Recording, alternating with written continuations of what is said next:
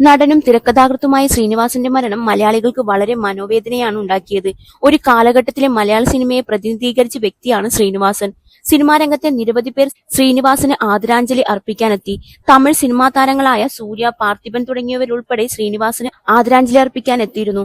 എന്നാൽ ശ്രീനിവാസന്റെ നിരവധി സിനിമകളിൽ അഭിനയിച്ച വർഷങ്ങളായി അടുത്തറിയാവുന്ന നടൻ ജയറാം എത്തിയില്ല. ഷൂട്ടിംഗ് തിരക്കുകളാണ് ജയറാം കാരണമായി പറഞ്ഞത്. വ്യാപക വിമർശനം ജയറാമിന് കേൾക്കേണ്ടി വന്നു. ഇതേക്കുറിച്ച് സംസാരിക്കുകയാണ് ജയറാമിന്റെ മകൻ കാളിദാസ് ജയറാം. ഗലാട്ട പ്ലസിന് നൽകിയ അഭിമുഖത്തിലാണ് പരാമർശം. ഞാൻ പറയുന്നത് ശരിയാണോ തെറ്റാണോ എന്നറിയില്ല. അവർക്കിടയിലുള്ള ബന്ധം അവർക്കേ അറിയൂ. സോഷ്യൽ മീഡിയ പ്ലാറ്റ്ഫോമുകളിൽ ഒരുപാട് വിദ്വേഷം പ്രചരിക്കുന്നു. അവർ തമ്മിലുള്ള ബന്ധം മറ്റൊരാൾക്കും വിശദീകരിച്ചു കൊടുക്കേണ്ടതില്ലെന്നും കാളിദാസ് ജയറാം പറഞ്ഞു. കരിയറിലെ തന്റെ സുവർണകാലത്തെക്കുറിച്ച് ജയറാമും അഭിമുഖത്തിൽ സംസാരിക്കുന്നുണ്ട്. പത്മരാജൻ സാർ എന്ന വലിയ സംവിധായകൻ എന്നെ സിനിമാ രംഗത്തേക്ക് കൊണ്ടുവന്നതിനാൽ പിന്നീട് എനിക്ക് തിരിഞ്ഞു നോക്കേണ്ടി വന്നിട്ടില്ല.